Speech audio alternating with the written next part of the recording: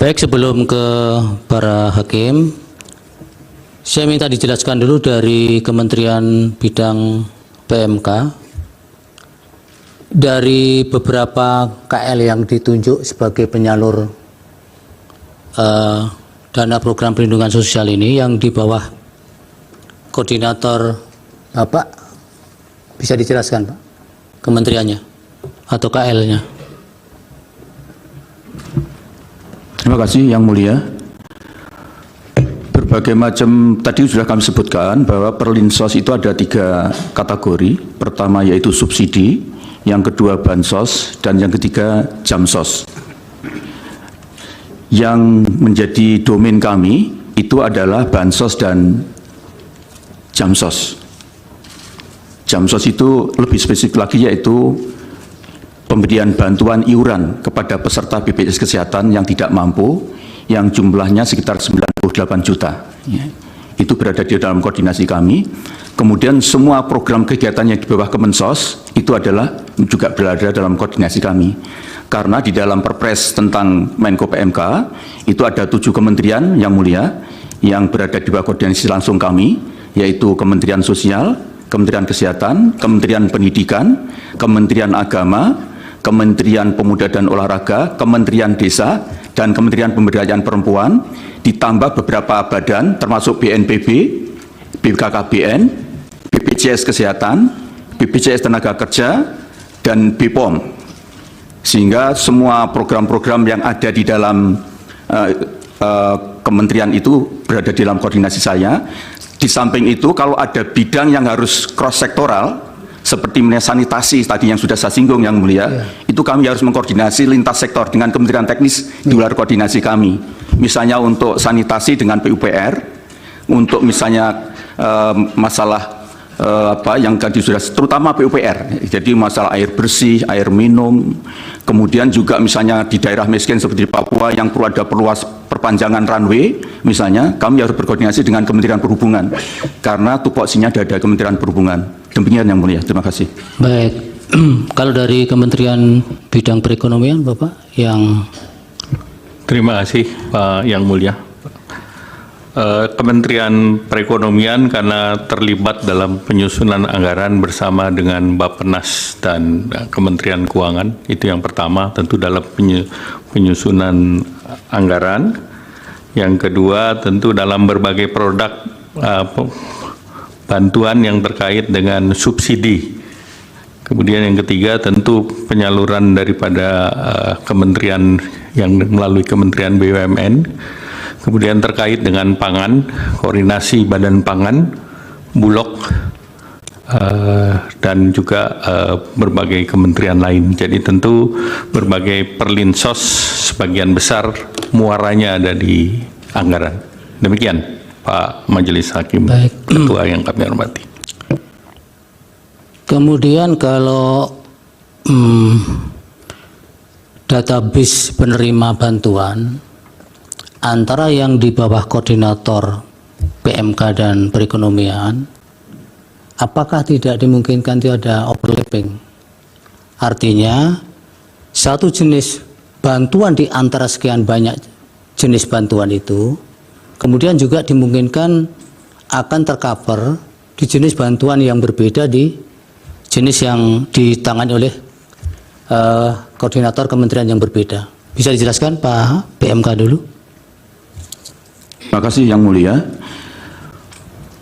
Jadi memang sangat dimungkinkan terjadi interoperabilitas data.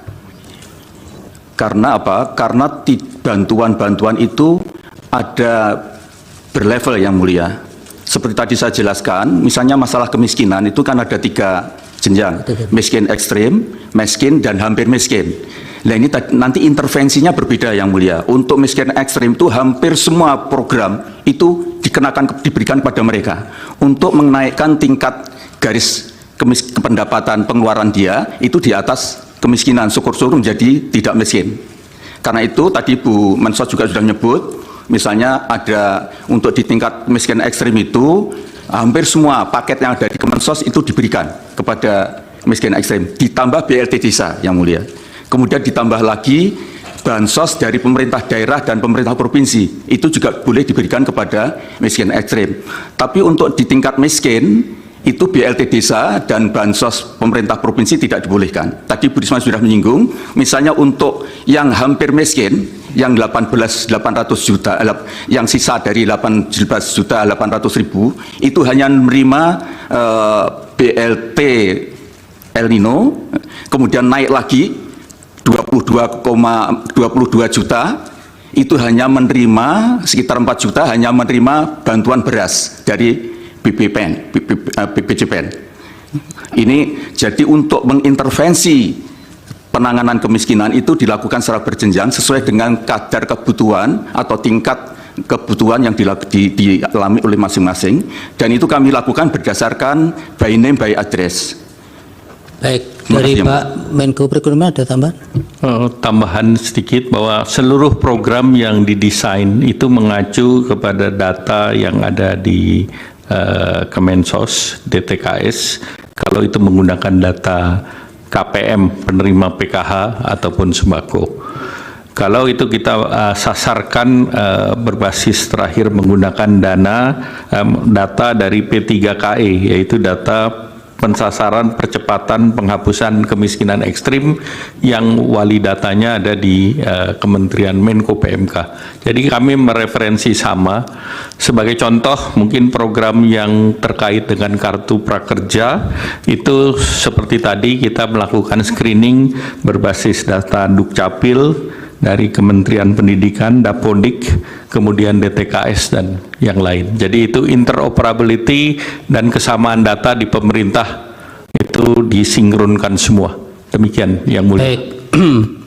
Kalau demikian pada saat penyaluran Bapak-bapak, khususnya di Januari dan Februari 2024 itu, apakah dimungkinkan dua bantuan atau lebih dari satu jenis bantuan itu kemudian disalurkan secara bersamaan, fokusnya di Januari dan Februari 2024 kemarin?